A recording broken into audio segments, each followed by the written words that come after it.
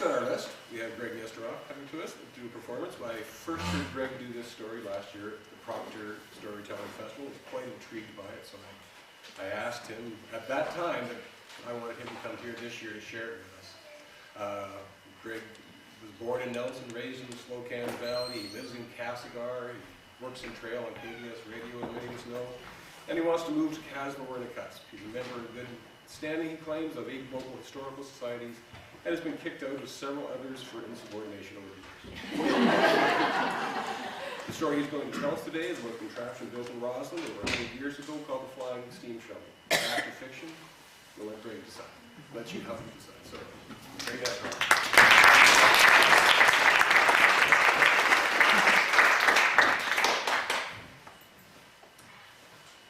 I first laid eyes on Rossland in 1895. I come up lured by the same thing as everyone else, Leroy. Just the name could give a prospector goosebumps. That was some mine. The richest in Coogee, in fact, and it was surrounded by other fabulous stakes, like the War Eagle and the Center Star and the Nickel Plate. Wasn't for nothing they called Rossland the Golden City. My first day in town, while looking for work, I met a miner named Joe Madeira, who'd be my friend for life. And he told me about the place. He said, "We got 3 banks, 4 breweries, 5 newspapers, 6 churches, and, most importantly, 40 saloons." Mining towns are always measured in terms of saloons. That's where we'd end up every night after bending our backs during the day down in the shafts. And a man lives life pretty fast when he lives it that way.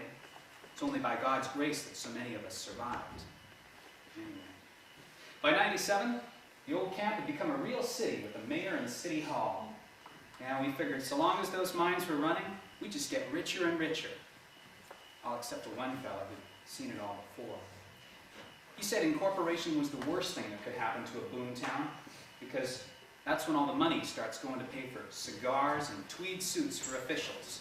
Not a penny left for us. I'm moving on, he said.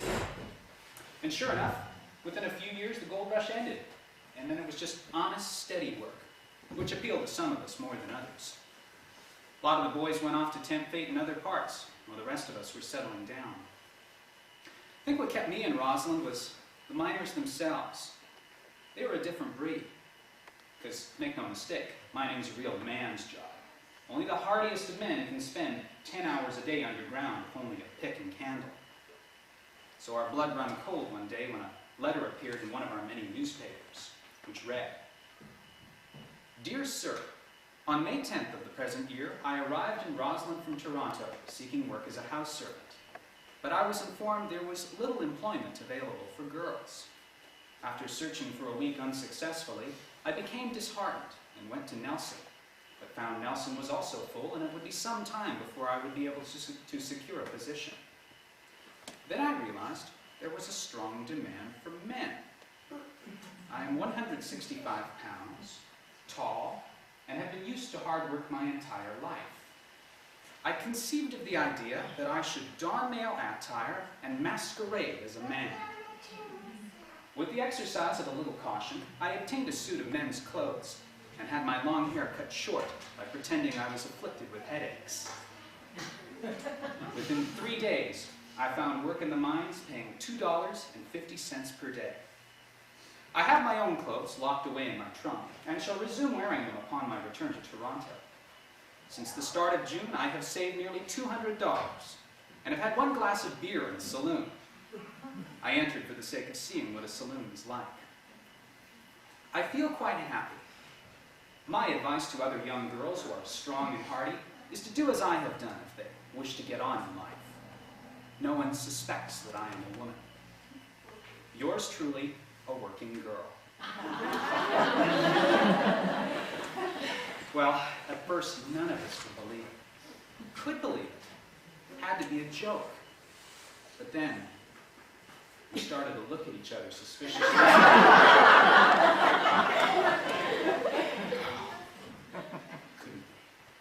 Well, we never did find out who the woman among us was. But for a time, we were the laughing stock of the mining world. Do you know, I had a cousin come up from Colorado. He saw the letter in a newspaper down there.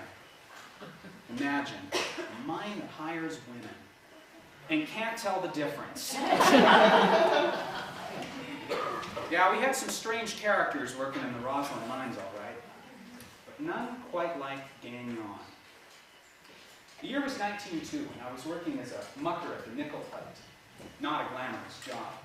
We'd go in and clear out the rock and debris after each dynamite charge had gone off. And it was there that I first met Gagnon. We always called him Fred, although others called him Lou. He'd been pulling a cracked train out of Spokane and had wheeled the fast ones along America's iron trails. I think he was originally from Toronto and had been most places since. He got on at the nickel plate as a pump man, job which gave him shop facilities. Although he was really mostly a troubleshooter, he could take the place of any mechanic or tradesman there. He could run the hoists, the compressors, the boiler room, any of the machinery, and he knew how to make repairs if anything went out of order. Well, Gagnon was husky and he was handsome, but no longer young. He looked more like a matinee idol than a wandering engine man, with his fine clothes and polished manners, together with sort of a quiet demeanor. Well, it made him a bit different than the other railway boarders at the Great Northern Hotel, which was otherwise known as Mrs. Lecuyer's place, across from the Great Northern Depot. They didn't like his superiority tone there.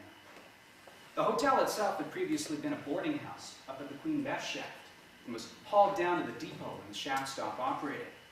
I worked with a team of horses getting it down there, together with a fellow named McKinnon.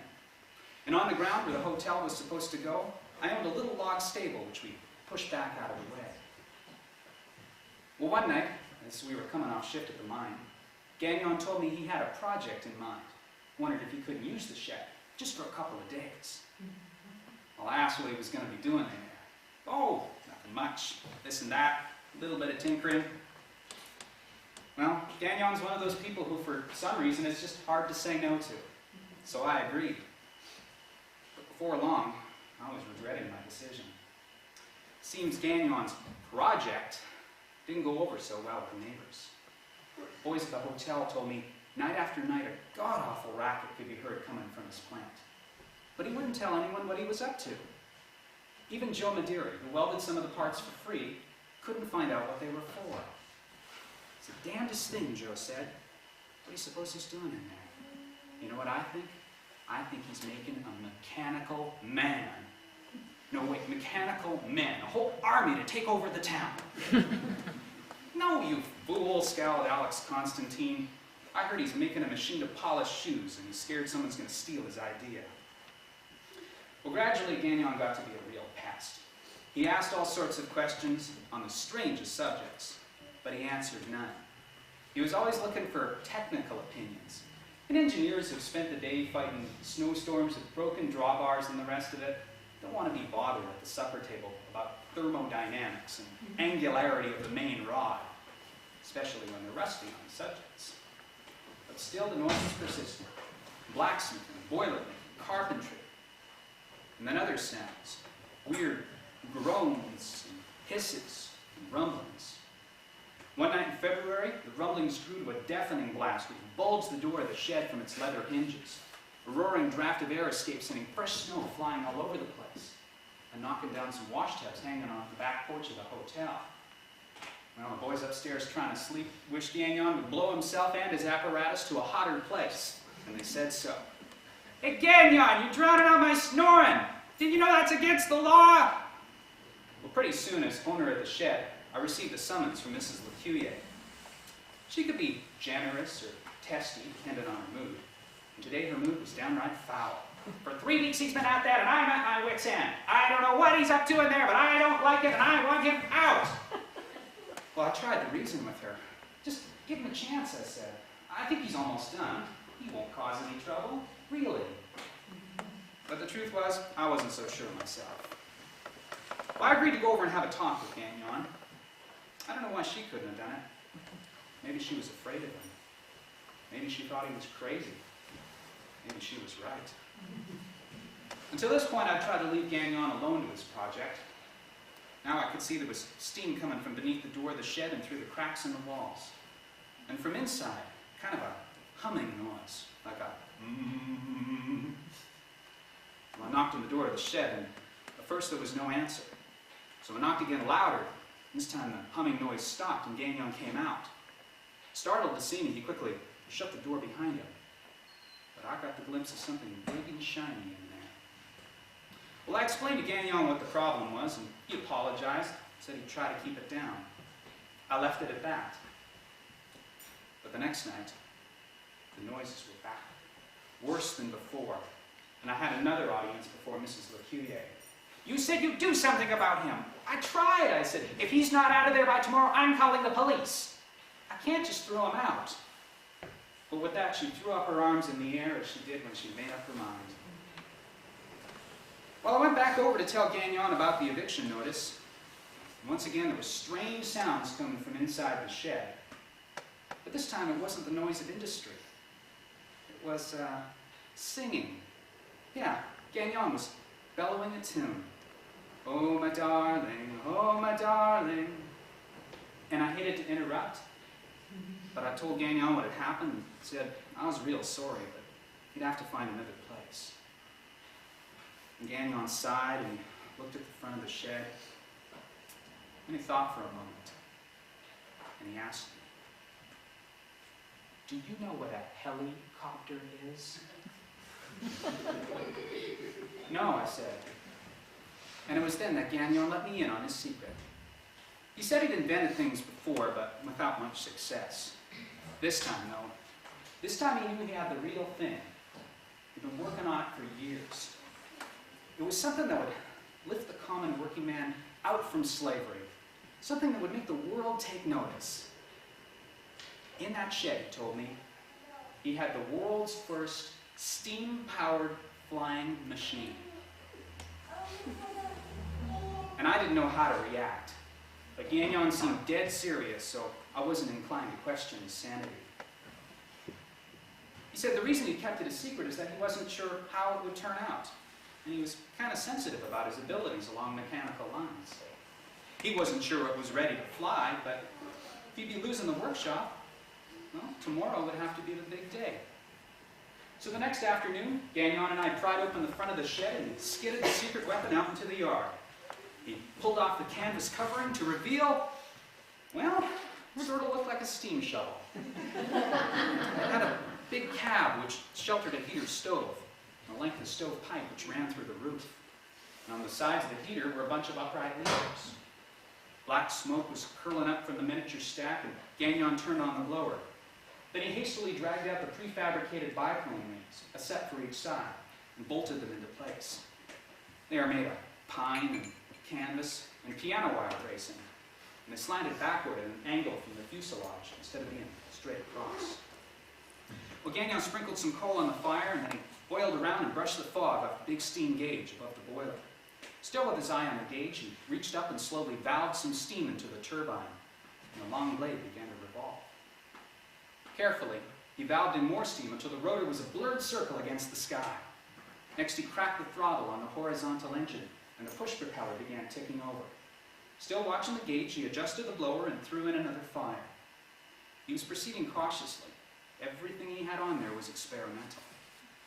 Well, by this time, the upper windows of the hotel were filled with curious faces. The boys in the night shift had been awakened by the activity, and a crowd was beginning to form on the street. Among those there, I remember, were Mrs. Lecuyer, Mrs. Tremblay, Emile Cote, a man named Fisher, who ran a livery stable on 2nd Avenue, Joe Madeiri, Joe Stahl of Spokane, who had married Mrs. Lecuyer's eldest daughter, and there were some others on the ground in the hotel. Also shuffling across the deep snow was an engineer called Red and his fireman. They slipped over to the Bellevue bar before taking their train down the treacherous curves of the Sheep Creek Canyon. Well, Gagnon took a final look at the gauge, and then he pulled on a pair of big woolen mitts and stepped onto the operating platform. From the windows above came numerous questions and suggestions. "Hey, Gagnon, if you're going to the moon, bring me back some cheese! Har, har, har." I tried to step in. Just give him a chance. But he didn't hear them or me. He had bigger things on his mind. His long-awaited moment had finally come. He turned up his Mackinac collar and pulled down his red woolen cap. The Flying Steamshovel was about to get off the ground. The rickety framework shuddered as the front end lurched clear of the ground. and everyone gasped as the stern wobbled into the air, and the whole thing started upward uncertainly. But Gagnon added more steam to the turbine, and the thing started to gain altitude. Well, the propellers made an awful wind, worse than a hurricane. But slowly, the thing climbed higher and higher and higher. And when it cleared the roof of the hotel, a great cheer went up. Hooray! Did it! It was the greatest thing we'd ever seen. Even Mrs. Lecuyer cracked a smile despite herself. Well, I'll be. Red and his firemen looked at each other as though they'd spent too long in the bar. Gagnon could be seen waving from the platform, 200 feet in the air. It seemed for a moment like the world just might take notice. Well, the steam shovel continued upward until it was as high in the sky as Red Mountain. And then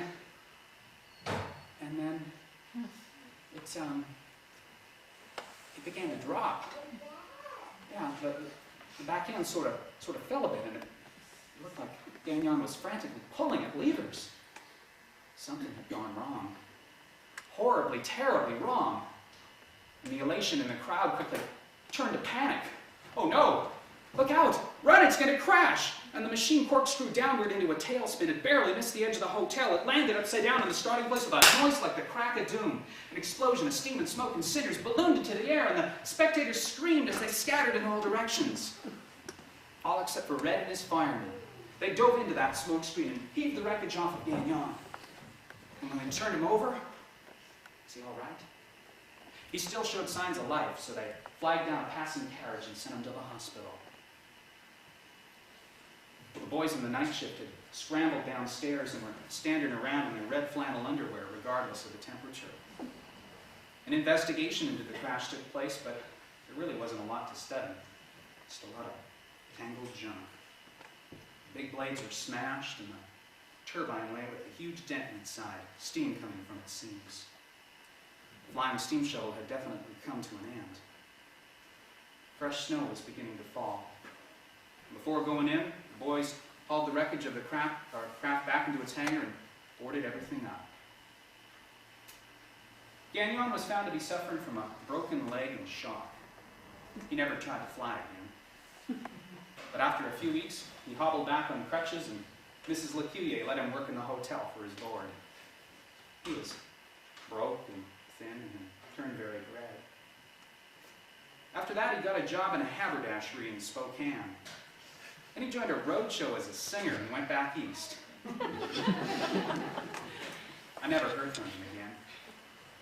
I guess the world wasn't ready to be uplifted yet. Not with the Flying Steamshovel.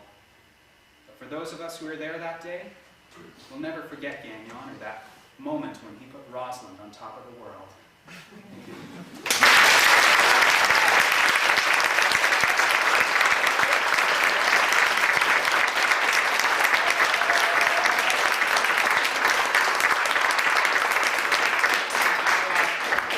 There is a postscript that you should know about. That story was written in 1947 for an American aviation magazine by a Rossland priest named Father Thomas Freeney. And at the time, people didn't believe it was true. Imagine that. But before the magazine would print the story, they wanted 3 signed affidavits from eyewitnesses. And in 1995, a cleanup was going on at the Sacred Heart Catholic Church in Rossland. And a piece of paper was found in the attic dated June 22nd, 1946. The first sentence was, "I witnessed the Gagnon helicopter flight in Rossland over 40 years ago." It was signed by a man named Edward Deschamps, which just goes to prove the old adage about the relationship between truth and fiction.